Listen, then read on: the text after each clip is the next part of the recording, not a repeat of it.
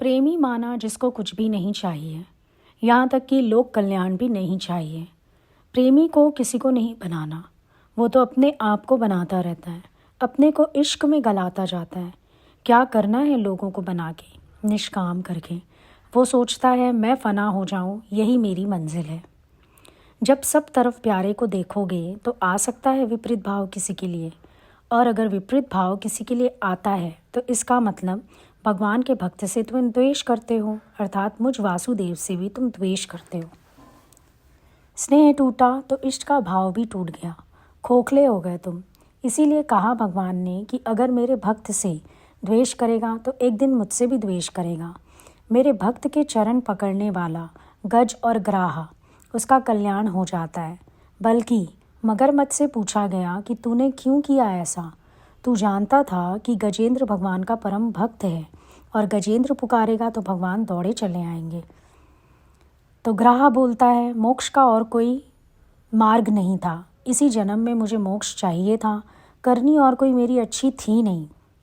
पुरुषार्थ कोई मैं कर नहीं सकता था, विवेकवान तो मैं हूँ नहीं, साधन कोई संभव नहीं नर तन के अलावा। मैंने सोचा कि भाई भगवान के भक्त के चरण पकड़ लूँ, चाहे भगवान मारने के बहाने आएंगे, स्पर्श तो देंगे, मोक्ष तो देंगे। इसीलिए किया मैंने ये। अंतर देख सकते हो। बल्कि अगर मन में राग द्वेष ये सब रहेगा तो भगवान की नज़र से भी तुम गिरते जाओगे, क्योंकि उनका प्रेम तो सबसे है, तुम्हारी अपनी दृष्टि में ही खोट है।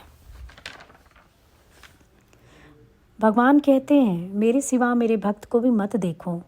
भक्त तो ऐसे दिख रहा है तुम्हें, लीला तो उसके अंदर बैठ के मैं ही कर रहा हूँ। ये प्रेम कैसा, जिसको हर घट में प्रीतम दिख ही नहीं रहा, उनकी लीला समझ नहीं आ रही। इस लीला को भी धारण करने वाला मैं स्वयं हूँ। मेरे प्यारे की यही तो मौज है, जो सामने आए गले लगा लेते हैं। ऐना नैना दे सामने जो आवे अपना रूप बना लेंदे। वही बढ़कर प्यार करते हैं, अपना रूप बना लेते हैं। प्रियतम का गुण जानो। ये प्रियतम का गुण है कि वो जिसको प्यार करते हैं, जिस पर उनकी दृष्टि पड़ जाती है, उसको वो मालामाल कर देते हैं। ते सिमरे जे साहब सिमराए। बैठेगा वही जिसको भगवान बैठाएंगे। तुम अपनी मर्जी से बैठ के तो दिखा दो। गुण किसका देखना चाहिए? प्रियतम का। ये प्रियतम का स्वभाव है कि इसको हम इनके जैसे ही नज़र आते हैं और कोई भेद नहीं है। किसी के लिए राग द्वेष आता नहीं इनके मन में, दूजा दिखता नहीं इनको। एक बार जब प्रियतम का गुण पता चल जाता है तो मन विकारों से खाली हो जाता है, ईर्ष्या जलन से खाली हो जाता है, राग द्वेष से खाली हो जाता है। प्रेम कैसा जिसको हर रूप में प्रीतम नहीं मिल रहा, और स्नेही कैसा जिसका स्नेह हर घट में अनुभव नहीं हो रहा। दृष्टि नहीं बदल रहा तो प्यार किस चीज़ का, किस काम का? प्यार है तो कम से कम अपनी दृष्टि बदलो ना। इष्ट माना भगवान, मैंने अपना प्रियतम तुम्हें चुन लिया और अब मेरा मन उसमें अटक गया। मुझे बाहरी संसार की कोई होश है ही नहीं। प्यार एक जानवर को बदल सकता है तो क्या इंसान को नहीं बदल सकता?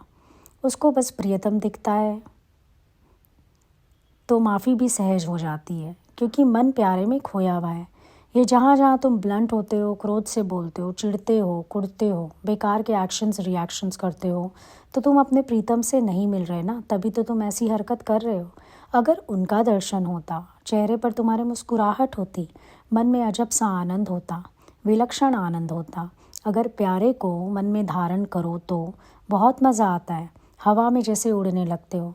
जितना ये भारीपन है वो छलकता जाता है, निकलता जाता है। समझो रसिक संतों जैसा। संतों में जब गोपियों का प्रेम सर्वोपरि है, क्योंकि भगवान ने उनको सबसे बड़ी बात बताई कि मेरे सिवा मन कहीं मत रखना।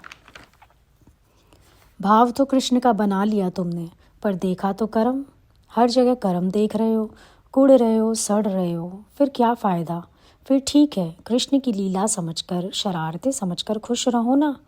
ज्ञानी का तो एक एक शब्द संभला हुआ है, बहुत सोच समझ कर बोलता है। जहाँ कुछ भी हुआ पड़ा है बोलो, ओहो भगवान फिर लीला कर गए, खुश रहो।